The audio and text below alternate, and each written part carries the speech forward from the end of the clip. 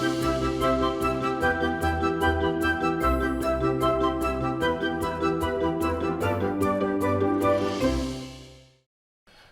Hello money 9 में आप सभी का स्वागत है। मैं हूं सुमित और हफ्ते का पहला कारोबारी सत्र भारतीय बाजारों में एक अच्छी खासी सेल ऑफ आज आपको दिखाई पड़ेगी। और अच्छी खासी सेल ऑफ इसलिए बोल रहा हूं कि आज इंडेक्स में तो शायद इतनी बिकवाली नहीं भी दिख रही है, 200-250 अंकों के आसपास का फॉल है, लेकिन मिड कैप स्मॉल कैप में एक सीवियर सेल ऑफ है। 3.5% नीचे स्मॉल कैप इंडेक्स और करीब करीब 2% नीचे आपको मिड कैप इंडेक्स दिखाई पड़ेगा। करीब 200 अंकों के 200 शेयर तेजी में है और 2200 शेयर बिकवाली में, यानी कि हर एक शेयर की तेजी के सामने 10 शेयर ऐसे जो कि बिकवाली के साथ कामकाज करते हुए दिखाई पड़ रहे हैं। सेंसेक्स करीब 700 अंक नीचे है, निफ्टी करीब 200 अंक नीचे है, निफ्टी बैंक करीब 150 अंकों की गिरावट है। वहाँ पर इतना डैमेज निफ्टी बैंक में नहीं है, आईसीआईसीआई बैंक का सपोर्ट कह लीजिए, लेकिन बाकी बाजार में एक हैवी सेल ऑफ देखने को मिल रहा है और ब्रॉडर मार्केट्स में एक तेज़ बिकवाली आज के सत्र के अंदर आते हुए दिखाई पड़ रही है। तो इस तेज बिकवाली में आपकी रणनीति क्या हो, आपको करना क्या चाहिए, किन शेयरों पर दाव लगाना चाहिए, कहां से दूर रहना चाहिए, कहां स्टॉप लॉस, कहां टारगेट, कहां नई खरीदारी, इन सब पे तो हम बातचीत करेंगे ही। और बाजार पे बातचीत करने के लिए हमारे साथ आज रचना वैद्य मैम मौजूद है, जिनसे हम बातचीत करेंगे मार्केट्स को लेकर भी। रचना मैम नमस्कार। अरे रचना मैम, आपने रेड ही पहना है या मुझे रेड दिख रहा है मार्केट्स की वजह से? ये मैंने रेड भी पहना है और मार्केट भी रेडी हो रहा है, पर इट्स अ कोइंसिडेंस। गलत दिन आपने चुन लिया ये ड्रेस। आज के लिए आपको ग्रीन पहनना चाहिए था, आपने रेड उठा लिया। क्या लग रहा है मैम, मार्केट इतनी हैवी सेल ऑफ में है? मतलब अगर आप इंडेक्स को देखोगे, क्योंकि आप इंडेक्स ट्रैक करते हो, तो आपको तो शायद इतना पेन ना दिखाई पड़े, लेकिन जिनके पास मिड कैप स्मॉल कैप के शेयर, उनके पोर्टफोलियोज तो आधे हो गए आज में। सो आप कैसे देख रहे हो मार्केट्स को?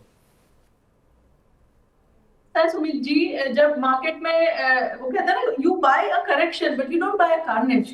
तो this is like a carnage, the speed and the intensity of the fall. तो इसको बाय नहीं कर सकते बिकॉज ये करेक्शन से ज्यादा पेनफुल है। और बिल्कुल सही बात है आपकी, जिनकी पोर्टफोलियोज है उनको तो बहुत पेन झेलना पड़ेगा, क्योंकि at such times quality is a myth. तो लार्ज कैप भी गिर रहा है, not just mid cap and small cap, even large cap में भी काफी पेन है। तो क्वालिटी कुछ काम नहीं आता ऐसे समय में। अगर कुछ काम आता है तो टेक्निकल एनालिसिस आता है, या तो आपका स्टॉप लॉस काम आता है। तो that is the way it is. And Nifty की जहां तक बात है, तो शॉर्ट टर्म और मीडियम टर्म दोनों का ट्रेंड डाउन साइड पे हो रखा है, और इसीलिए डाउन ट्रेंड में जो भी सपोर्ट आता है बीच बीच में, वहां पे खाली एक हॉल्ट या एक कंसोलिडेशन या तो एक रिलीफ रैली मिल जाती है, उससे ज्यादा कुछ नहीं होता। And then the actual trend again comes back into the picture. तो फॉल जो है वो रिज्यूम हो जाता है, that is exactly what is happening. तो मार्केट्स को लेकर एक राय, लेकिन रचना मैम, निफ्टी बैंक और निफ्टी अगर किसी एग्रेसिव ट्रेडर को बाय करना है, तो क्या ये वो जोन आ गया है? क्योंकि आज जो फियर है मार्केट में, ये फियर एक्चुअल में वो सिचुएशन में लेकर आ रहा है जहां मिड कैप स्मॉल कैप में बाय बन सकता है, क्योंकि इंडेक्स तो नहीं टूटा, लेकिन स्टॉक तो 40-40, 50-50% वाइप आउट हो चुके हैं। सो क्या ये अब एक रिस्की ट्रेडर के लिए सिचुएशन आ रही है जहां पे आप बाय जा सकते हो? देखिए, आपको अगर पैसा डालना है eight this point in time डाल सकते हैं, लेकिन नॉट द एंटायर चंक। जो भी आपका फंड का अमाउंट है उसका पार्ट बाइंग आप डेफिनेटली कर सकते हैं, but only 25 to 30% of the funds and not more than that. 30% तक का अमाउंट आप डाल सकते हैं आपकी टोटल किटी में से, और बाकी का बाकी रखिए। अगर अनफॉर्चुनेटली मार्केट फर्दर डाउन जाता है, which is a high probability, तो उस टाइम पे ऐड करने के लिए, सो दैट आपको अगर एवरेज आउट भी करना पड़े तो आपके पास एक ऑप्शन खुला रहे। तो आपको एक ऑप्शन खुला रहे तो थोड़ा थोड़ा करके आप बाजार में एंटर कर सकते हैं। जिस तरह की सिचुएशन देखने को मिल रही है, इस तरह का फियर है मार्केट में, आप ये काम कर सकते हैं। एक चीज़ और रचना मैम, दो ही आपके सब्जेक्ट से बाहर है, लेकिन बहुत लोगों के सवाल ये भी आ रहे हैं कि क्या वो अपनी म्यूचुअल फंड की एसआईपी बंद कर दें इस तरह के फॉल को देखकर? ऐसा करना चाहिए क्या जो इन्वेस्टर है उनको? देखिए, एसआईपी का तो मतलब ही होता है कि you are investing the same amount irrespective of the market level. तो आपको बंद करने का कोई मतलब नहीं बनता, इसलिए क्योंकि आपको तो painful time and gainful time दोनों में इक्वल रहना है। तो साधु संत बन के बैठना है without getting affected of these moves. SIP का फंडा तो यही है, अगर एसआईपी में आना है तो वेदर यू लाइक इट और नॉट, दिस इज द फंडा। तो उसको फॉलो तो करना पड़ेगा। आओगे भी और पेन वाले टाइम पे निकलोगे भी, तो then you will be doing more damage than any good to yourself. तो इसलिए कंटिन्यू रखना चाहिए, क्योंकि डाउन साइड पे भी जब जाएगा फर्दर मार्केट, तो आप लोअर लेवल पे ऐड करते जाओगे तो you are entering at a better level, because market strengthens with the fall and it weakens with the rises. तो इस समय अगर आप सोच भी रहे हैं अपनी एसआईपी बंद करने की, तो ऐसा काम मत करिए।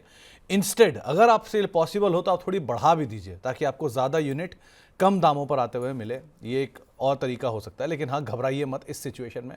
पैनिक से ही आपका लॉस होगा। अगर पैनिक नहीं है तो शायद लॉस की प्रोबेबिलिटी कम होगी। अब जो डैमेज होना था तो ऑलरेडी हो भी चुका है। चलिए, अब बाजार के बाद जरा कुछ स्टॉक्स के ऊपर नजर डाल लेते हैं, जहां पर आज थोड़ा बहुत एक्शन देखने को मिल रहा है, अर्निंग्स के दम पे या फिर अदरवाइज। पहले निफ्टी के गेनर लूजर लेकर आइए। आज निफ्टी के चढ़ने वाले शेयरों में कुछ शेयरों का नाम है, क्योंकि आज बाजार में इस तरह की खरीदारी है नहीं। सो आईसीआईसीआई बैंक नंबर्स के बीच में एसबीआई, एचयूएल, ब्रिटानिया, यहाँ पर थोड़ी बहुत खरीदारी है। एफएमसीजी सामने आया है। आज मिड के निफ्टी लूजर्स की अगर बात किया तो वहाँ इंटेंसिटी ज़्यादा है बिकवाली की। टेक महिंद्रा, विप्रो, एचसीएल पिछले पूरे हफ्ते के आउट परफॉर्मर, इस हफ्ते थोड़ी बिकवाली यहाँ पर आते हुए दिखाई पड़ रही है। Mid cap gainer, mid cap losers भी लेकर आइए। मिड कैप में जहाँ पर सबसे ज़्यादा खरीदारी है उसमें bank of India, federal bank, yes bank, यहाँ पर खरीदारी है। नंबर्स का इंपैक्ट है यस बैंक में। एबीएफआरएल में खरीदारी है। मिड कैप के गिरने वाले शेयरों की अगर बात की तो आज सबसे ज़्यादा प्रेशर मिड कैप में जहाँ आ रहा है उसमें आईडीएफसी फर्स्ट आता है, एयू बैंक आता है, फर्टिलाइजर एंड केमिकल ट्रेवनकोर आता है और सुप्रीम इंडस्ट्रीज, यहाँ पर थोड़ी बहुत बिकवाली आज के सत्र में देखने को मिल रही है। इसके अलावा स्मॉल कैप साइड पर जहाँ पे खरीदारी आज के सत्र में देखने को मिल रही है उसमें साइंट है। 2 दिनों की भारी बिकवाली के बाद pull back. Central bank, India Mart, यहाँ पर थोड़ी बहुत खरीदारी है, लेकिन आज बिकवाली, इनफैक्ट ये 3 ही नाम है, आज 4 नाम हो भी नहीं पाए स्मॉल कैप के गेनर्स में। अगर गिरने वाले शेयरों की बात की जाए तो आज सबसे ज़्यादा प्रेशर है लॉरस लैब में, नंबर्स के बाद 14% नीचे। तेजस नेटवर्क, सीडीएसएल, एजिस लॉजिस्टिक्स, जहाँ पर थोड़ी बहुत बिकवाली देखने को मिल रही है। रचना मैम, एफएमसीजी आ रहा है क्या ड्राइविंग फोर्स पे? आप जा सकते हैं क्या? सेफर साइड है वो थोड़ा। देखिए, एज आई सेड कि वो हायर टाइम फ्रेम पे टर्न है कि नहीं, वो तो आने वाले टाइम में ही पता चलेगा। अभी चार्ट को देख के ऐसा नहीं लग रहा, बिल्कुल नहीं लग रहा। अगर मैं दिग्गजों की भी बात करूं, जैसे एशियन पेंट हो गया, इवन यूनिलीवर हो गया, तो कोई लॉन्गर टर्म टाइम फ्रेम पे कोई ऐसा नहीं है कि फॉल खत्म हो गया है और यहाँ पे फर्दर गिरावट के पूरे चांसेस अभी भी बने हुए हैं। But as I said, part entry हो सकती है क्योंकि काफी डीप डाउन गया है ये। तो एक एंट्री का लेवल अच्छा अगर आपका हो जाए, उसके बाद वो ऊपर भी जाएगा।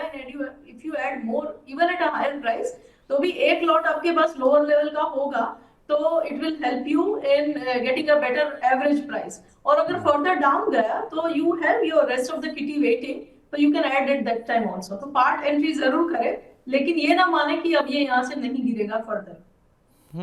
तो पार्ट एंट्री की जा सकती है जो पहले मिनट से ही रचना मैम आपको बता रही हैं, लेकिन हाँ, कंप्लीट एंट्री करने लायक बाजार अभी नहीं है। थोड़ा और स्टेबल होने दीजिए, लेकिन अदरवाइज थोड़ा थोड़ा करके आप एंटर कर सकते हैं मार्केट्स में। चलिए, अब सवाल जवाब का सिलसिला शुरू करेंगे। और अगर आपका भी कोई सवाल है, आप भी रचना मैम से बातचीत करना चाह रहे हैं, कोई सवाल का हिस्सा बनना चाह रहे हैं, या आपको लग रहा है किसी पे आपकी पोजीशन फंसी हुई है, आप पूछना चाह रहे हैं, तो आप अलग अलग माध्यम से हमसे जुड़ सकते हैं। आपकी स्क्रीन पर हमारा व्हाट्सएप नंबर आएगा, हमारा ईमेल आईडी आएगा, जिसके जरिए आप इस कार्यक्रम का हिस्सा बनेंगे। साथ ही साथ ये 9311211874 ये हमारा व्हाट्सएप नंबर है, और money9query@tv9.com ये हमारा ईमेल आईडी है, जिसके जरिए भी आप इस कार्यक्रम का हिस्सा बन सकते हैं। साथ ही साथ अगले 1 से 1.5 घंटे तक हम फेसबुक पर, यूट्यूब पे लाइव रहने वाले हैं, तो वहाँ पर भी आप हमारे साथ जुड़ सकते हैं और सवाल जवाब का सिलसिला शुरू कर सकते हैं। अब पहले दर्शक हमारे साथ मौजूद हैं, उनका सवाल है आईजीएल के ऊपर। अरूप साहा साहब का एक सवाल आया है, वो 1 हफ्ते के नज़रिए से आईजीएल में निवेश करना चाह रहे हैं, प्रोबेबली ट्रेडर ही होंगे। सो रचना मैम, इंद्रप्रस्थ गैस करना क्या चाहिए इसमें? देखिए, इनको 1 हफ्ते के अंदर एंट्री लेनी है और हाँ, हम एज्यूम कर रहे हैं कि ये शॉर्ट टर्म के लिए ही लेंगे और शॉर्ट टर्म इनका होल्डिंग होराइजन भी शॉर्ट ही रहेगा। तो इनको अगर एंट्री लेनी है 1 हफ्ते में, तो इनको 370 पे एसएल लगाना पड़ेगा। अगर 1 हफ्ते के टाइम होराइजन के हिसाब से 370 अगर ये होल्ड कर गया, which is a probability, hold कर सकता है, तो यहाँ से ये काउंटर 405 तक जा सकता है। तो 15-20 रुपए के अपस्विंग के लिए यहाँ पे प्रोबेबल इनको 8 रुपीज 9 रुपीज के एसएल के साथ एक पोजीशन बनाई जा सकती है। अगर 370 टूटेगा तो ये ट्रेंड जो है डाउन साइड का वो और गहराएगा और उसके बाद तो ये 310 तक भी जा सकता है। तो आपको एक स्टॉप लॉस क्रूशियल रखना होगा, क्योंकि अगर वो स्टॉप लॉस नहीं आप रखते हैं तो 310 तक के डाउन साइड भी खुल सकते हैं एज पर चार्ट, लेकिन उसको भी आप जरूर ध्यान रखिएगा। एक सुरेंद्र कुमार जी का सवाल है कि ये केन्स टेक में फ्रेश एंट्री करने की इच्छा रख रहे हैं लंबी अवधि के लिहाज से, और केन्स टेक उन शेयरों में से एक है जो एक तरफा चलकर 100 के मल्टीपल या 150 के मल्टीपल तक पहुंच गया था, अब वापस नीचे आ रहा है। करना क्या चाहिए मैम इसमें? जी, केन्स टेक की जहां तक बात है और लंबे नजरिए को अगर देखा जाए इस काउंटर पे, तो मेरे हिसाब से यहाँ पे इंपॉर्टेंट सपोर्ट के करीब प्राइस बैठा हुआ है। द सपोर्ट इज अराउंड 4900 अभी हम 5,300 के करीब है। तो 4,900 अगर यहाँ पे होल्ड कर गया, 4,900 850 के बीच में अगर कोई सपोर्ट बन गया यहाँ पे, ये फॉलिंग जो है वो अगर रुक गई, तो धीरे धीरे करके ये काउंटर टर्न कर सकता है, which is a high probability. और ऊपर की साइड पे 6,000 की तरफ एंड 6,400 की तरफ भी जा सकता है। तो आप 4,800 का एक स्ट्रिक्ट स्टॉप लॉस रखें, 4,800 या 850 तक का, और उसको वीकली क्लोजिंग बेसिस पे मॉनिटर करें। जब तक वीकली क्लोजिंग इसके ऊपर आता रहेगा तब तक देयर आर चांसेस कि ये होल्ड कर जाए, और करना चाहिए क्योंकि है इंपॉर्टेंट सपोर्ट। तो in that case there is a chance of a 1,200-1,300 रुपए का अपस्विंग। तो आपको एक राय दी गई है, आप उसके हिसाब से ही रणनीति रखिएगा, लेकिन इसके फंडामेंटल के ऊपर भी वह ज़रूर नज़र रखिए किस तरह के नंबर दे रहे हैं और किस तरह की स्टॉक में ऑलरेडी एक बढ़िया रनअप आ भी चुका है। इसके अलावा एक सवाल आया है आईटी के ऊपर कि अंशुल कुमार साहब पूछ रहे हैं कि आईटी में क्या व्यू है मैम, 1 से 2 साल के लिए कोई शेयर यहाँ पर लॉन्ग किया था, अगर कर सकते हैं तो किसको आप बेटर मान रहे हो, क्योंकि ये एक ऐसा सेक्टर रहा है जो रिजीलियंट रहा है पूरे फॉल में, अभी भी इसमें इतनी कोई गिरावट नहीं है, ऑल टाइम हाइस के बहुत नजदीक है सेक्टर। सो करना क्या चाहिए आईटी स्पेस में? जी, आईटी डेफिनेटली काफी रेजिलिएंट रहा है और ये आगे भी रह पाए, ऐसे पूरे चांसेस है। वन ऑफ द काउंटर्स जिसपे ये लॉन्ग टर्म के लिए अगर नजर रखना चाहते हैं तो that could be HCL take.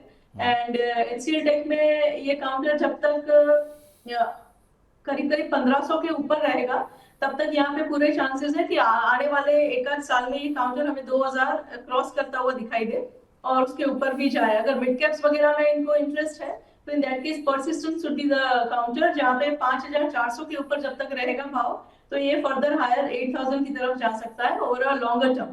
तो परसिस्टेंट और एचसीएल टेक, परसिस्टेंट और एचसीएल टेक, एक लार्ज कैप एक मिड कैप, इनको आप देख सकते हैं इफ इन केस आप आईटी में कोई भी पोजीशन बनाने की सोच रहे हैं तो। एक सवाल प्रकाश चौधरी जी का है, हमारे रेगुलर दर्शक भी हैं, इनके ये हुंडई में निवेश करने की इच्छा रख रहे हैं, क्या इन्हें निवेश करना चाहिए लंबी अवधि के लिए? ह्यूंडई में अगर इनको लॉन्ग टर्म के हिसाब से एंटर करना है तो उनको वेट करना चाहिए। ये काउंटर जब से लिस्ट हुआ है तब से इसकी गिरावट ही चालू है, और कहीं सपोर्ट अगर इमर्ज होगा करीब करीब 1,600 और 1,650 के बीच में तो वो हमें आने वाले टाइम में ही कंफर्मेशन मिलेगा। और तब तक जो भी है वो खाली रिलीफ रैली है। लॉन्गर टर्म टाइम फ्रेम के हिसाब से इसमें गिरावट चालू है और ये थमेगी तो, और तब हमें यहाँ पे करीब करीब प्रॉबेबली 1,600 या इवन जैसे 1,650 तक अगर ये थमेगी तो हमें एक लॉन्ग टर्म की अपॉर्चुनिटी देगी। फिलहाल ऐसा कोई साइन चार्ट पे नहीं है। तो अभी तो कोई रिस्पाइट नहीं है, और वैसे भी प्रकाश जी कोई भी आईपीओ जब आता है तो उसके एटलीस्ट 6 महीने साल भर तक उसकी एंकर बुक्स खुलती रहती हैं, लॉक-इन्स खुलते रहते हैं। सो वो सब समय ज़रा बीत जाने दीजिए, एक बारी सारे सेटलमेंट्स हो जाएं कंपनी के साथ लिक्विडिटी को लेकर, फिर आप कहीं भागा नहीं जा रहा, ले लीजिएगा। पहले टाटा टेक में ये हुआ, बजाज हाउसिंग में चल रहा है, सो अब हुंडई का भी नंबर रहेगा ही, तो थोड़ा और वेट रख लीजिए, कहीं नहीं जा रहे शेयर अभी। इसके अलावा एक और सवाल लेते हैं, हमारे पास बीएससी को लेकर एक सवाल आया ओशो जी का, वो इसमें शॉर्ट टर्म का व्यू चाह रहे हैं, और अगेन मैम ये भी वही शेयर है जो एक तरफा तेजी दिखाकर आया है, करना क्या चाहिए यहाँ पे? देखिए, फंडामेंटली देखा जाए तो ये कंपनी में it's a kind of monopoly business only, and जब तक एनएसई का वो नहीं होता तब तक तो और भी लेकिन क्योंकि यहाँ पे रैली पुरानी है और अपर लेवल से ये रिट्रेस हुआ है तो डाउन साइड पे एक इम्पोर्टेंट सपोर्ट बनता है करीब करीब 5,000 और 4,800 के बीच में। तो वहां तक इसके जाने के पूरे चांसेस है। 4,800 और 5,000 के बीच में अगर आप एंटर करेंगे फॉर अ लॉन्गर होराइजन तो बेटर एंट्री लेवल रहेगा। फिलहाल अगर वो गिर रहा है तो उसको गिरने दे, पूरी मार्केट भी नीचे जा रही है तो बड़े से बड़ा काउंटर भी गिरेगा। हाईएस्ट लेवल पे अगर आप एंट्री करेंगे तो आप हो सकते हैं फंस जाए, क्योंकि मार्केट में पैसा आपके पैसे लगाने से नहीं बनता, तब बनता है जब आपके बाद आने वाला बंदा उसी डायरेक्शन में लगाए पैसा जब जिस डायरेक्शन में आपने लगाया था। So you don't want to be the last one in the queue, तो इसीलिए wait for a better level.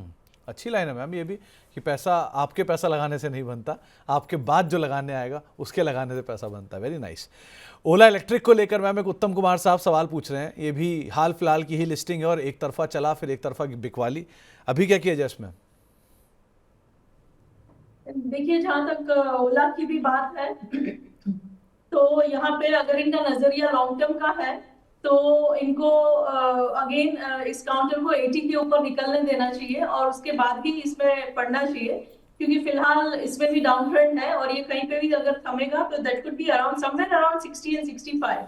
तो 60 65 के आसपास या तो सपोर्ट बनता हुआ दिखाई दे तो, और तब वहां से ग्रीन कलर दिखाई दे तो, और तब एंटर करे, या तो 80 के अबाव जब ये निकल जाए, सेफ्टी बन जाए, ट्रेंड में रिवर्सल कंफर्म हो जाए, उसके बाद एंट्री करें। तो यहाँ से थोड़ा अभी इंतजार कर ले फॉर अ बेटर लेवल। तो थोड़ा और थमे, थोड़ा और वेट करिए, वो ज़्यादा बेटर रहेगा। अभी एटलीस्ट यहाँ नहीं 80 के पार हो जाए तब ज़्यादा बेटर सिचुएशन बनेगी।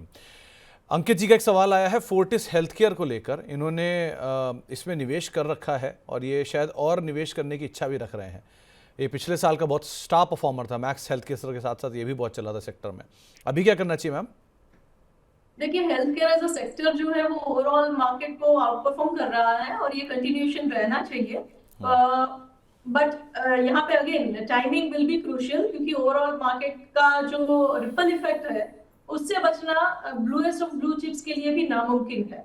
तो इसीलिए वो रिपल इफेक्ट ही सही, लेकिन पेन दे सकता है। One of the entry levels is जहाँ पे अभी प्राइस बैठा है करीब करीब 590 के आसपास, which is a good support. अगर ये सपोर्ट होल्ड कर गया और यहाँ से काउंटर टर्न होता हुआ दिखाया देता है तो आगे 720 एंड 790 की तरफ ये आने वाले लॉन्गर टर्म में दिखाई दे सकता है। इन केस इफ ये 590 का लेवल तोड़ेगा तो फिर ये काफी नीचे तक जा सकता है और उसके बाद का नेक्स्ट सपोर्ट जो है वो करीब करीब 470 पे आता है। सो इन दैट केस अगर एंट्री फ्रेश कर रहा है इस टाइम पे तो पार्ट एंट्री ही करे, बाकी का पार्ट लोअर लेवल पे अगर आता है या तो सपोर्ट अगर लेके आप जाता है 650 को क्रॉस करता है तो उसके लिए बाकी रखें। तो आपको यहाँ पर राय दी गई है खास तौर से फोर्टिस के संदर्भ में करना क्या चाहिए। लेकिन ये बात भी आप लोग भूलिएगा नहीं कि ये हॉस्पिटल स्पेस में पिछले साल बहुत बढ़िया रन पाया था और कुछ सेक्टर के जो वैल्यूएशन है वो 100 के ऊपर भी जा चुके हैं कुछ कंपनियों के। सो वो पार्ट को भी आप लोग ध्यान रखिएगा। टीटागढ़ और जेएसडब्ल्यू होल्डिंग, चंदन शर्मा साहब के पास 2 शेयर पड़े हुए हैं। मैम, इनको और लॉन्ग टर्म के लिए एक्यूमुलेट करना है, इन्हें करना चाहिए क्या? पहले हम टीटागढ़ की अगर बात करें, टीटागढ़ में बजट में अगर कोई ऐसी न्यूज आती है जो इसको एक किक देती है, एक टेलविंड बन के इसको टर्न करती है तो वेल एंड गुड। अगर वो नहीं हुआ तो the trend is on the down side very strongly and important support comes only around 840। तो 840 तक अगर हम बजट तक ही पहुंच गए तो वेल एंड गुड, वहां से एक पार्ट एंट्री करी जा सकती है। एंड अगर बजट में कोई किक मिल गई तो ये टर्न भी करेगा वहां से। 840 के आसपास की एंट्री के लिए आपको स्टॉप लॉस लगाना चाहिए 800 पे ही। तो फिलहाल राय यही है कि आप अभी के लिए एटलीस्ट इस बजट के टेलविंड के ऊपर नजर रखिएगा। मैम, जेएसडब्ल्यू होल्डिंग्स के लिए क्या राय है? जेएसडब्ल्यू होल्डिंग्स की जहां तक बात है तो this is an out performing counter और ये अगर कर ली है एंट्री ऑलरेडी तो 16,300 के करीब एसएल लगा ले, और अगर 16,300 होल्ड कर गया तो अपसाइड पे ये दोबारा रीसेंट हाइज माने 19,950 तक जा सकता है। उसके बाद 2100 की तरफ भी जाएगा।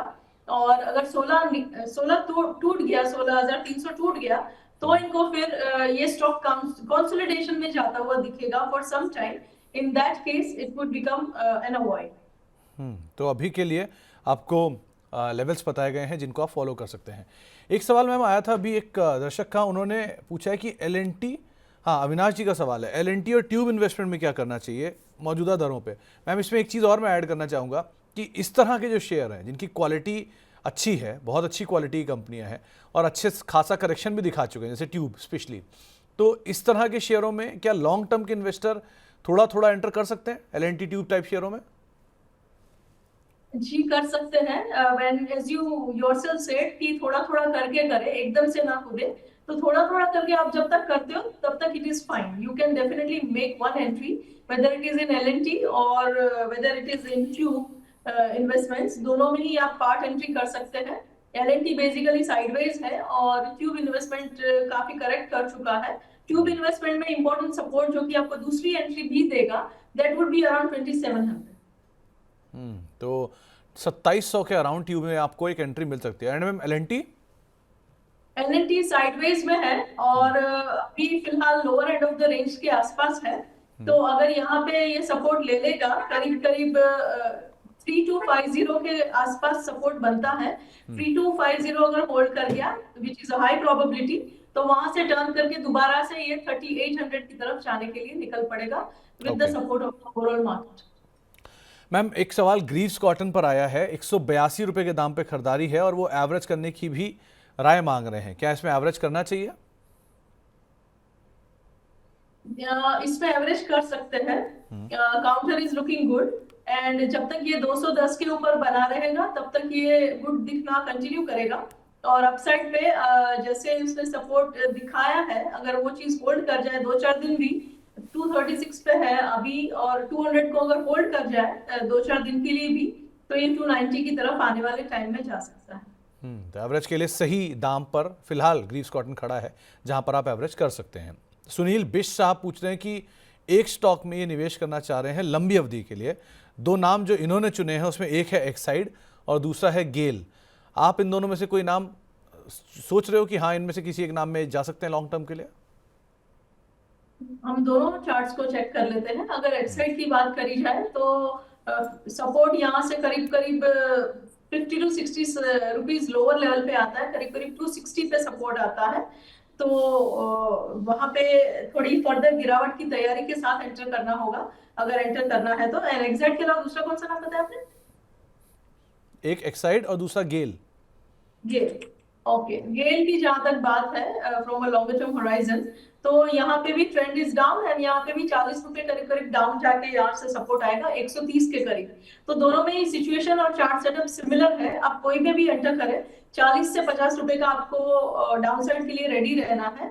और अगर वो नहीं होने देना, because that is a huge chunk of the price, तो in that case wait for a little and then enter at a lower. तो अभी थोड़ा वेट करके आप एंटर करिए। गेल के केस में नीचे की तरफ कहीं मिले तो आप वहां पर एक बार को एंटर कर सकते हैं। एक मिंटू जी का सवाल है आईडीएफसी फर्स्ट बैंक के ऊपर और बैंक ऑफ बड़ौदा के ऊपर। क्या इन लेवल्स पे ये खरीदारी कर सकते हैं? आईडीएफसी फर्स्ट तो मैम हम सबको पता है कि बहुतों का चहेता है, सो करना क्या चाहिए इसमें? राइट, आईडीएफसी फर्स्ट जो है उसमें आप अगेन पार्ट एंट्री कर सकते हो एट करंट प्राइस। दूसरी एंट्री के लिए रेडी रहे अराउंड 45 समवेयर अराउंड, तो उस हिसाब से एंटर करें, 40 का एसएल लगाए और फिर देखें कि वो सपोर्ट होल्ड करता है कि नहीं। और बैंक ऑफ बड़ौदा की जहां तक बात है, तो उसमें लॉन्ग टर्म प्लेयर्स को अगर एंटर करना है तो फिलहाल 223 पे है प्राइस। आप एक एंट्री यहाँ पे इसमें भी कर सकते हैं, लेकिन सपोर्ट जो बनेगा रिलायबल लॉन्ग टर्म सपोर्ट जिसको कहते हैं, वो 190 के करीब बनेगा।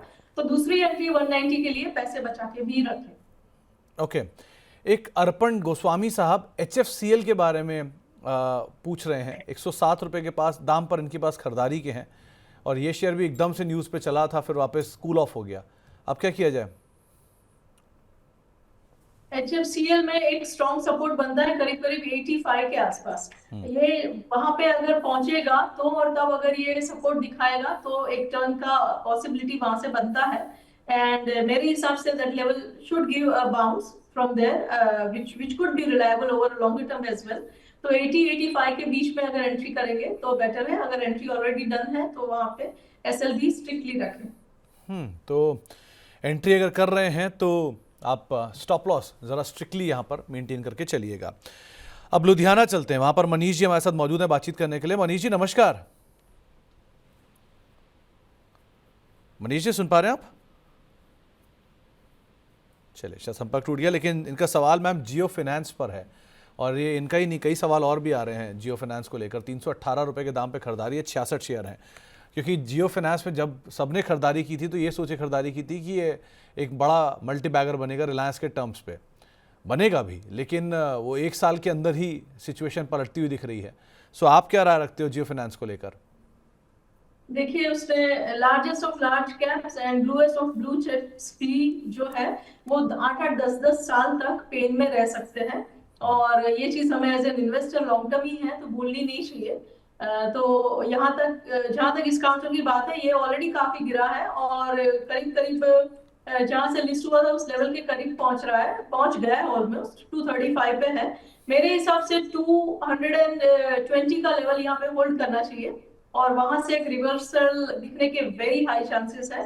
तो 220 के वीकली स्टॉप लॉस को ध्यान में रखें, उस हिसाब से पोजीशन को या तो फ्रेश एंट्री करें या तो एवरेज आउट भी कर सकते हैं। तो थोड़ा सा इस चीज़ को भी ध्यान रखिए कि इस बाज़ार में अभी कुछ भी नहीं बच रहा है, जिस तरह का तूफान चल रहा है। और दूसरा, आम तौर पे किसी भी बढ़िया से बढ़िया कंपनी के लिए समय लग जाता है उसे बड़ा बनने में, मल्टीबैगर बनने में। सो हो सकता है ये वही फेस चल रहा हो, तो आप थोड़ा पेशेंटली बने रहिए अगर आप लंबी अवधि के निवेशक हैं तो। एक पारादीप फॉस्फेट के ऊपर सवाल आया है, करीब 300 शेयर हैं 124 रुपए के दाम पर, और इसमें वो मध्यम से लंबी अवधि के निवेशक हैं। करना क्या चाहिए मैम? जहां तक लंबी अवधि का पारादीप फॉस्फेट का सवाल है, तो ये ट्रेंड तो इसका काफी स्ट्रांग है। Counter is doing well, and इतनी वीक मार्केट में भी काउंटर ने अपने आप को काफी स्ट्रांगली होल्ड करके रखा है। तो यहाँ पे 100 के ऊपर जब तक ये काउंटर बना रहेगा, तब तक यहाँ पे पॉजिटिविटी बरकरार रहेगी। 95 के एसएल के साथ पोजीशन को कंटिन्यू करना चाहिए, एंड जब ये 120 क्रॉस करेगा तो एडिशन भी कर सकते हैं for a target of 135 and 145। तो 135 140 के टारगेट्स के लिए यहाँ नहीं, अगर आप होल्ड करिए, अगर आपको लेवल्स मिलते हैं तो आप फर्दर यहाँ पे बाइंग कर सकते हैं, लेकिन अभी के लिए एटलीस्ट आप बने रहो, ज़्यादा बेटर है। कैनरा बैंक में एवरेज करने की राय रखी है सुनीता जी ने, क्या वो एवरेज करना चाहिए? मैम वैसे भी पीएसयू बैंकिंग बास्केट में बहुत हद तक वैल्यू तो दिख रही है, लेकिन स्टॉक नहीं चल रहे हैं। सो आप कैसे रीड कर रहे हो? वो वैल्यू जो हमें दिख रही है वो सबको दिखनी चाहिए, तब हमारी बात बनेगी। और उसके लिए ये काउंटर जो है उसको यहाँ पे 96 के करीब है, तो एक लेवल डेफिनेटली है ये जहां से सपोर्ट इमर्ज हो सकता है। अगर वो सपोर्ट इमर्ज हो गया तो धीरे धीरे ये काउंटर यहाँ से टर्न भी करेगा। इसमें मोमेंटम में इंक्रीमेंट तब आएगी जब ये 108 को क्रॉस करेगा, और अगर ये डाउन गया तो 80 पे एक दूसरा सपोर्ट बनता है, which could be another level जहां पे आप पार्ट एंट्री कर सकते हैं। तो 80 के आसपास अगर आप या तो मिले, उस तरफ आप थोड़ी थोड़ी बाय करिए। बाकी आप अभी के लिए तो एटलीस्ट वेट करिए, थोड़ा का कूल डाउन हो जाए, उसके बाद आप कोई कॉल लीजिए, वो ज़्यादा बेटर रहेगा। इसके अलावा हमारे साथ बातचीत करने के लिए एक दर्शक और मौजूद हैं। हमारे साथ आज ग्वालियर से सूरज शर्मा साहब मौजूद हैं बातचीत करने के लिए। शर्मा साहब नमस्कार। सर नमस्कार। नमस्कार शर्मा साहब, क्या सवाल है आपका? डॉक्टर रेड्डी के मैंने 825 शेयर लिए हैं, स्विंग ट्रेडिंग के लिए लिए थे। ये आपने इंट्राडे ट्रेडिंग के लिए लिए थे, राइट? हाँ सर। ओके, तो कोई स्टॉप लॉस नहीं फॉलो किया इसमें? अभी तो नहीं किया सर। ओके, 10 रुपए का लॉस चल रहा है। तो ये आज ही आपको वाइंड अप करना है या आप एक दो दिन भी होल्ड करेंगे? नहीं, ये वीक तक कर सकता हूँ। ये वीक तक आप कर सकते हैं। ओके रचना मैम, डॉक्टर रेड्डीज लिया तो इन्होंने इंट्राडे के लिए है, फिलहाल 10 रुपये पर शेयर घाटा है, 825 शेयर है। करना क्या चाहिए इन्हें? अभी ये बने रहे, इसमें नंबर्स का इम्पैक्ट था, बीते सत्र में तेज बिकवाली थी, वापस आज थोड़ा सा पुल बैक है, लेकिन वो बात आई नहीं है। करना क्या चाहिए इन्हें? देखिए 1180 पे यहाँ पे शॉर्ट टर्म का एक इम्पोर्टेंट सपोर्ट है। ये अगर 1180 का लेवल होल्ड कर गया तो वहां से एक टर्न दे सकता है, और दोबारा से 1225 या 1245 तक शॉर्ट टर्म में जा सकता है। तो 1180 का लेवल को एज अ स्टॉप लॉस ले सकते हैं वो, और वहां से अगर वो और एडिशन भी कर सकते हैं, टर्न वहां से आने के स्ट्रॉन्ग चांसेस हैं, सो दैट उनका एवरेज प्राइस थोड़ा डाउन हो जाएगा। और क्योंकि उनका नजरिया एक्सट्रीमली लिमिटेड है, तो with average out price high probability कि 1225 और 45 दो के टारगेट जो बनते हैं उसमें उनको थोड़ा मुनाफा भी बन जाए। तो आपको एक लेवल बताया गया है 1180, इसको आप ज़रूर ध्यान रखिएगा और इसके हिसाब से ही अपना फैसला आप लेकर चलिएगा। इसके अलावा एक सवाल आया है, जेएसडब्ल्यू एनर्जी और जेएसडब्ल्यू इंफ्रा, इन दोनों में से किसी एक में निवेश करने की इच्छा रख रहे हैं और इस फॉल का इस्तेमाल करना चाह रहे हैं। मैम कोई क्या करें इसमें, जेएसडब्ल्यू इंफ्रा, जेएसडब्ल्यू एनर्जी दोनों में?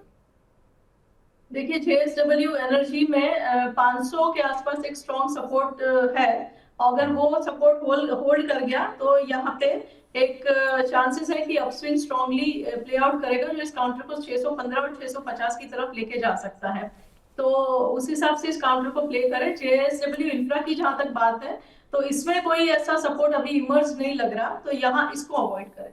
तो ज़्यादा कंफर्टेबल जेएसडब्ल्यू एनर्जी है, जेएसडब्ल्यू इंफ्रा जेएसडब्ल्यू एनर्जी में से, तो आप जेएसडब्ल्यू एनर्जी को पहली प्रेफरेंस दीजिए इंस्टेड ऑफ जेएसडब्ल्यू इंफ्रा। तो उसका थोड़ा समय बीत लेने दीजिए, जेएसडब्ल्यू एनर्जी को आप पहले फोकस कर सकते हैं। मनीष जी के पास सुजलॉन के शेयर हैं और काफ़ी समय से होल्ड भी कर रहे हैं। अब इन्हें करना क्या चाहिए सुजलॉन में? और एक तरफा तेज़ी और फिर सारे रिन्यूएबल शेयरों में बिकवाली, चाहे आप वारी देख लीजिए, केपी देख लीजिए, आइनॉक्स देख लीजिए, सब में ही बिकवाली आ रही है हेविली, 50% नीचे आ चुके हैं। सुजलॉन में क्या किया जाए मैम? सुजलॉन का भी ट्रेंड डाउन है और सपोर्ट जो इमर्ज होगा वो करीब करीब 50 जहां पे वो फिलहाल बैठा हुआ है वहां पे एक बनता है। तो लेट्स सी अगर ये 50 का लेवल होल्ड कर जाएगा। वो problem is with the overall market, और ऊपर से ये काउंटर कोई ब्लू आइड बॉय तो है नहीं मार्केट का। तो इसीलिए 50 पे स्ट्रिक्ट स्टॉप लॉस रखें अगर ऑलरेडी पोजीशन है तो, क्योंकि अगर ये लेवल टूटेगा तो then it can become half of what it is even at this point in time. तो 50 के लेवल पे आप ध्यान रखिए, ज़्यादा है तो 49 या 48 आपका एक स्टॉप लॉस रख लीजिए। अगर वो भी गया तो ये और ज़्यादा बिकवाली एक्सटेंड कर सकता है। लेकिन ये बात सही है कि बाजार में इस समय इतनी हैवी सेल ऑफ है कि अच्छा बुरा, बहुत अच्छा, किसी तरह शेयर कुछ भी संभल नहीं रहा है। सो ठीक है, मार्केट में ज़रा स्टॉर्म निकल जाने दीजिए, फिर देखते हैं क्या सिचुएशन बनती है। इसके अलावा बातचीत करने के लिए हमारे साथ अब एक और दर्शक मौजूद हैं। हमारे साथ मोहम्मद यासिन साहब मौजूद हैं कानपुर से। यासिन साहब नमस्कार। नमस्कार सुमित जी। नमस्कार यासिन साहब। सुमित जी अकाउंट्स ड्रग्स है मेरे पास 100 क्वांटिटी। ये आईपीओ के लिए हुआ आपने? नहीं, आईपीओ के नहीं दिए हुए हैं। आईपीओ से करेक्ट हुआ था 1100 के दाम पे। ओके, और कितना समय इसको दे सकते हैं आप यासिन साहब? समय काफी दे सकते हैं, मेरी एज 27 है और हम ओके बारे में और थोड़ा लॉजिकली जानना है कि ये ठीक है सुमित जी। चलिए, आपकी आवाज़ बहुत आ नहीं रही थी यासिन साहब, लेकिन जितना मैं समझ पाया हूँ कि आपके पास 100 शेयर हैं 618 रुपये के दाम पे, आप समय दे सकते हैं, वो कोई दिक्कत नहीं है एक्यूम ड्रग में। रचना मैम, एक्यूम ड्रग्स, इसके चार्ट तो बहुत नहीं होंगे अवेलेबल क्योंकि बहुत पुरानी लिस्टिंग तो नहीं है, लेकिन ये शेयर जिस तरह के हैवी सेल ऑफ के साथ आया है ऊपर से नीचे, अब क्या करना चाहिए? क्योंकि एक तो हिस्ट्री कम, वैल्यूएशन महंगा, लॉस मेकिंग कंपनी, और लगातार नीचे आ रहा है और साल के लोस के आसपास खड़ा है, करना क्या चाहिए अब इसमें? देखिए, ये इस तरीके के आईपीओस में जो लोग ने लगाया होता है पैसा, उसमें बहुत ऐसे केसेस निकलते हैं जो लिस्टिंग गेन्स दे भी दे, या तो लिस्टिंग के बाद अगर थोड़ा बहुत रैली कर भी जाए, जैसे इसने तो काफी अच्छी रैली करी थी, तो उसमें फिर टाइम पे बुकआउट करना बहुत जरूरी है। ये कोई वो नहीं है जिनको आप जनरेशंस के लिए कैरी करेंगे या डिकेड्स के लिए कैरी करेंगे। नेवरदलेस यहाँ पे 520 के आसपास एक इंपॉर्टेंट सपोर्ट बनता है। आप देख लीजिए, अगर ये 520 होल्ड करेगा तो थोड़े टाइम के कंसोलिडेशन के बाद शायद टर्न करके आपको प्रॉफिट में ले आ पाए। और इसमें मोमेंटम इंक्रीमेंट तभी आएगा जब ये 630 क्रॉस करेगा, which is even above your entry price.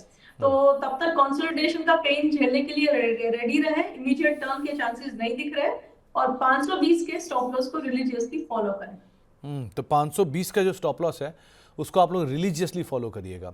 Yasin साहब, जो भी कंपनी आईपीओ लेकर आ रही है, अगर आप लिस्टिंग गेन के लिए उसमें पैसा डाल रहे हैं तो आप लिस्टिंग गेन लेकर निकल जाइए। अगर आप लंबी अवधि के लिए निवेश कर रहे हैं तो वेट कर लीजिए, कुछ समय बाद सारे एंकर बुक्स खुलेंगे, सारी डिटेल खुलेंगी, बाजार के थपेड़े झेलेगा, अपने आप ही नीचे मिल जाएगा। ये सारे आईपीओ में होता आया है। सो थोड़ा समय दीजिए, आपको मौके नीचे मिलते रहेंगे। आगे बढ़ते हैं और कुछ और सवालों को भी शामिल कर लेते हैं। एक सवाल आया है नागालैंड से, है मुकेश जी का। अशोक बिल्डकॉन और सरला पॉली, इन दो शेयरों में वो 2 साल के लिए निवेश करने की इच्छा रख रहे हैं। वैल्यू वाइज सरला पॉली तो फिर भी बेटर है मैम, और अशोक बिल्डकॉन तो आप लोग जानते हो आपकी साइड की अच्छी कंपनी है। सो करना क्या चाहिए?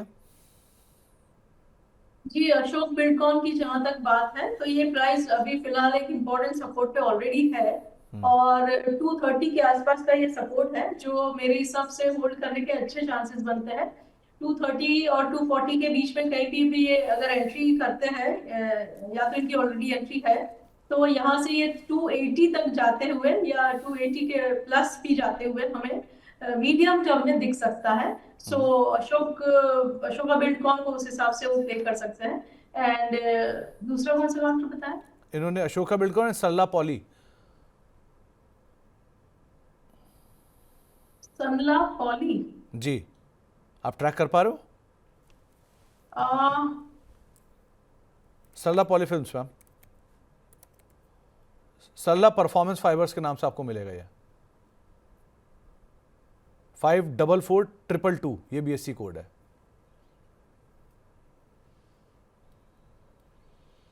Five 44422 okay. 544422 तो एकम ड्रग्स का है। ओह सॉरी, मेरा फॉल्ट है मैम। सरला 526885। ओके, 526885 ये काउंटर जो है, इसमें फिलहाल ट्रेंड डाउन है लेकिन इंपॉर्टेंट सपोर्ट में बैठा है प्राइस। मेरे हिसाब से इस काउंटर में एक शॉर्ट टर्म ही सही लेकिन पुल बैक आ सकता है from the levels of 83 around, and it can take the counter towards 98 and even 105। तो उस हिसाब से इस लेवल्स को नजर में रख के प्ले करें। 80 को अगर ये काउंटर तोड़ेगा तो फिर यहाँ पे दिक्कत बढ़ सकती है, एंड इन दैट केस ये काउंटर जो है डाउन साइड पे 60 की तरफ जाते हुए नजर आएगा। तो आपको राय दी गई है, आप उसके हिसाब से रणनीति बना सकते हैं। मैम एक सवाल आया है स्वान एनर्जी को लेकर, 715 रुपये की बाइंग है इस पर। आज इसलिए बात कर रहा हूँ कि आज ये 8% 7% तक टूटा हुआ है। सो करना क्या चाहिए स्वान एनर्जी में? जी ये basically again sideways and consolidating counter है। वो जो अपने रिसेंट हाइज है अराउंड 750 उसके ऊपर टिक नहीं पा रहा, तो वहां पे जब भी जाता है 720 टू 50 के बीच में तो वहां से सेलिंग बार बार आ रही है। और लॉन्गर टर्म के हिसाब से ये कंसोलिडेशन है जिसका lower end of the range बनता है 450।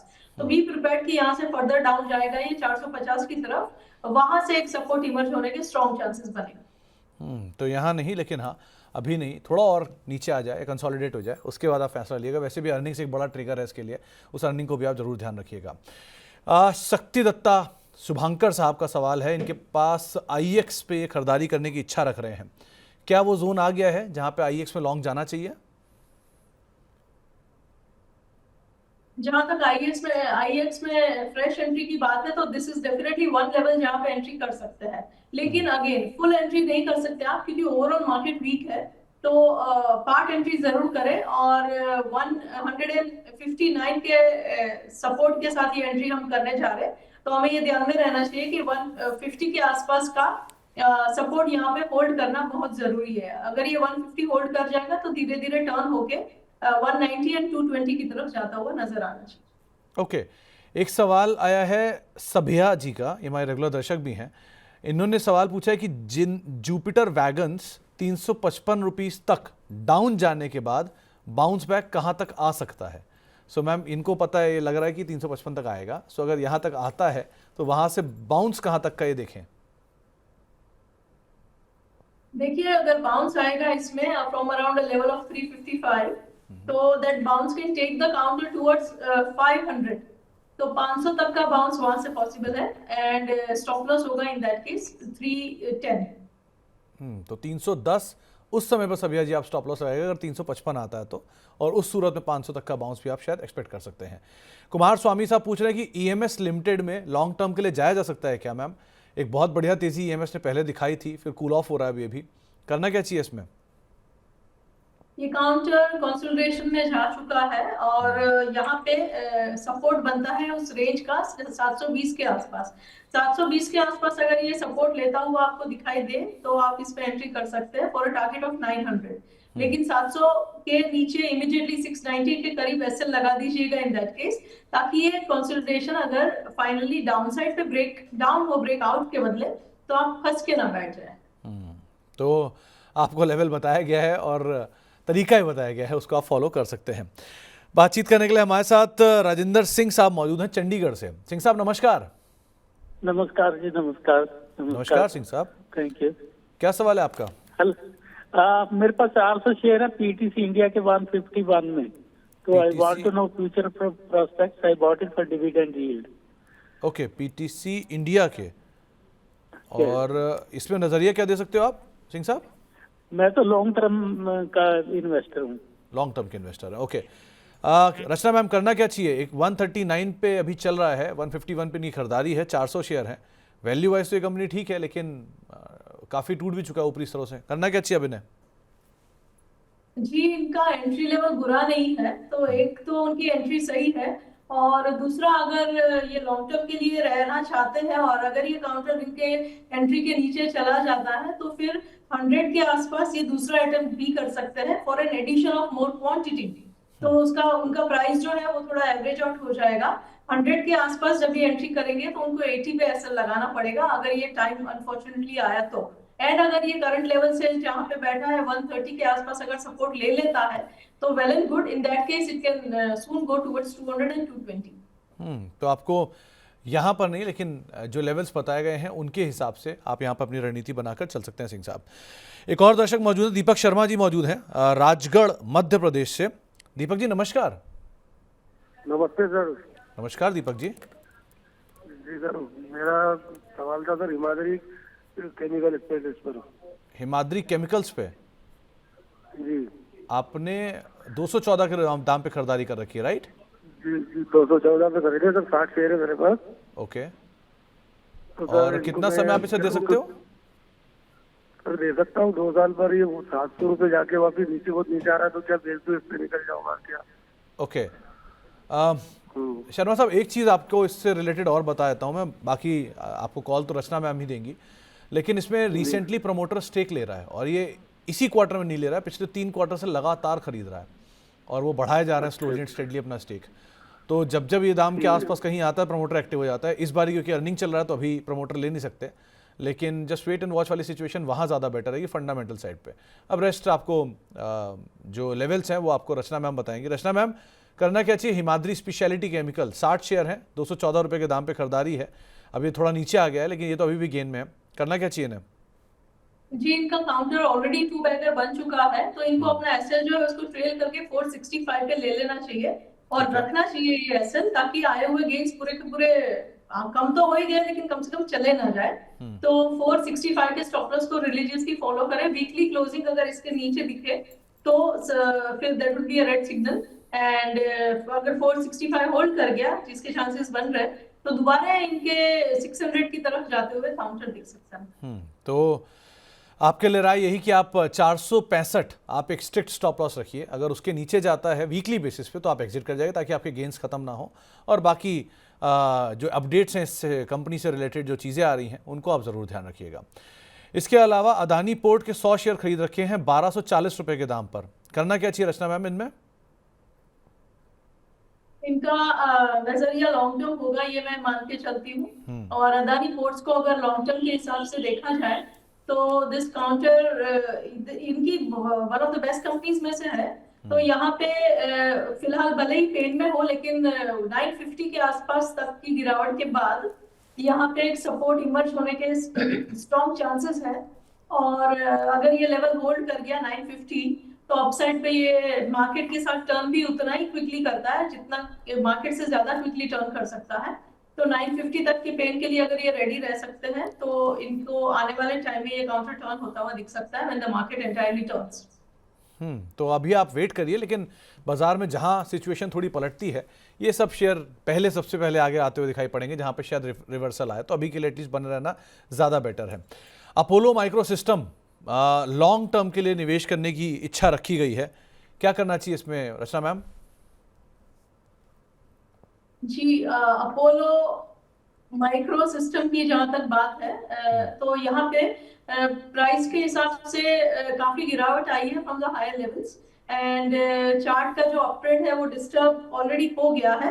लेकिन फिर भी अगर ये काउंटर 120 को होल्ड कर जाएगा, जिसकी स्ट्रॉन्ग प्रोबेबिलिटी है, तो यहाँ से दोबारा एक अपस्विंग बन सकता है जो 140 एंड 150 की तरफ इस काउंटर को लेके जा सकता है। तो आपके लिए एक रणनीति बताई गई है अपोलो माइक्रो को लेकर। यहाँ पर भी कुछ एचएनआईज विंडो में बाइंग हुई थी हाल फिलहाल में, कुछ ब्रोकरेज के नोट भी पॉजिटिव साइड पे थे, लेकिन लेवल्स आपको बताए जा चुके हैं। राशिद मलिक साहब के पास हुडको है, 270 की बाइंग है। अब 3 साल का इनका नज़रिया है, 3 साल में करना क्या चाहिए रचना मैम? हुडको पिछले साल का स्टार परफॉर्मर, रादर पूरा पीएसयू का स्टार परफॉर्मर, और अब थोड़ा सा कूल ऑफ हो रहा है, करें क्या अब ये? देखिए, हुडको में ट्रेंड काफी डिस्टर्ब होके रखा है eight this point in time. वो रहा था परफॉर्मर, स्टार परफॉर्मर, वो अच्छी बात थी। वो एक सेटअप में से वो मूव शुरू हुआ था, वो प्ले आउट हो गया, वो खत्म हो गई कहानी। अब यहाँ पे दूसरा सेटअप जब बनेगा तब की बात है, और उसमें से जब आएगा तो वो हायर टाइम फ्रेम के हिसाब से दूसरा अपस्विंग होगा। उसके लिए एक चीज जो जरूरी है वो ये है कि 190 को ये काउंटर होल्ड करे। अगर 190 आने वाले टाइम में होल्ड कर गया तो धीरे धीरे ये काउंटर दोबारा से 260 की तरफ और उसके बाद 300 की तरफ जाते हुए दिखाई दे सकता है। बट 190 का होल्ड करना इज वेरी क्रूशियल। 190 होल्ड करना बहुत ज़रूरी है, अगर वो निकल जाता है तो शायद थोड़ी सी और गिरावट गहराए, लेकिन 190 के लेवल्स पे आप ज़रूर ध्यान रखिएगा। एक दर्शक हमारे साथ अब यूपी से जुड़े हैं, रीशु सिंह मौजूद है हमारे साथ अम्बेडकर नगर से। रीशु जी नमस्कार। हेलो जी रीशु जी नमस्कार। जी नमस्कार सर। ऋषु जी क्या सवाल आपका? जी सर, टाटा पावर के 267 शेयर है मेरे। ओके, तो 5-6 महीने के लिए होल्ड करना चाहता हूँ सर, तो होल्ड रखूँ कि बेच दूँ? 5-6 महीने का ही नजरिया है आपका। जी। चलिए, रचना मैम, टाटा पावर कंपनी अच्छी है, लेकिन ऑब्वियसली चला था शेयर तो अब नीचे भी आ रहा है। सो 400 पे इनकी खरीदारी है, नजरिया 5 से 6 महीने का है। करना क्या चाहिए ना? इनकी अगर 400 की खरीदारी है तो उनको 340 पे एसएल लगा के रहना चाहिए। इनका होराइजन मीडियम टर्म का है, लॉन्ग का तो है नहीं। अगर ये 340 होल्ड नहीं करा तो फिर इनके with in the limited time that he has, with in that turn होने के चांसेस कम हो जाएंगे, क्योंकि 340 अगर तोड़ेगा डाउन साइड पे तो गिरावट के चांसेस और बढ़ेंगे, जो फर्दर लोअर लेवल पे लेके जा सकते हैं। 240 तक भी जा सकता है काउंटर। तो 340 पे स्ट्रॉन्ग स्ट्रिक्ट एसएल लगा के ही होल्ड करे, सो दैट अगर टर्न होना होगा in the limited time that he has, तो टर्न होके दोबारा 440 एंड 470 तरफ जाने के लिए काउंटर निकल जाए। एक ही चीज़ है सर कि आपके पास क्वालिटी ऑफ स्टॉक में कमी नहीं है। शेयर तो आपने अच्छा चुना है, लेकिन नज़रिया थोड़ा सा आपने 5 से 6 महीने का रख लिया, इसलिए एक बार वो कंसर्न रह सकता है, तो उस पार्ट को भी आप ज़रूर ध्यान रखिएगा। Alkem versus doctor Reddy, ma'am ये सवाल का जवाब आप कैसे दोगे? देखिए, एल्केम में जो है ट्रेंड स्ट्रॉन्ग है, उसी के साथ साथ डॉक्टर रेड्डी का जो ट्रेंड है और वो भी कोई बैड नहीं है। और यहाँ पे डॉक्टर रेड्डी की जहां तक बात है तो वो तो ब्लू चिप है, उसमें कोई प्रॉब्लम होनी नहीं चाहिए। दोनों सेम सेक्टर के स्टॉक है, दोनों में ही फिलहाल प्राइस सपोर्ट पे बैठा है। तो वट एवर योर फैंसी आप उस हिसाब से चूज कर सकते हैं। चार्ट सेटअप सिमिलर है दोनों का, और डॉक्टर रेड्डीज तो पॉजिटिव बना रहेगा अगर ये काउंटर 1100 को होल्ड करेगा। और जहां तक एल्केम की बात है तो वो तब तक स्ट्रॉन्ग बना रहेगा जब तक ये काउंटर 4700 को बना के रखेगा। तो 4700 और 1100 के एसएल के साथ आप दोनों में से किसी में भी पोजीशन बना सकते हैं। पार्ट एंट्री करे, बाकी का पार्ट तब करे जब वो वहां से टर्न करके ऊपर जाना शुरू कर दे तब।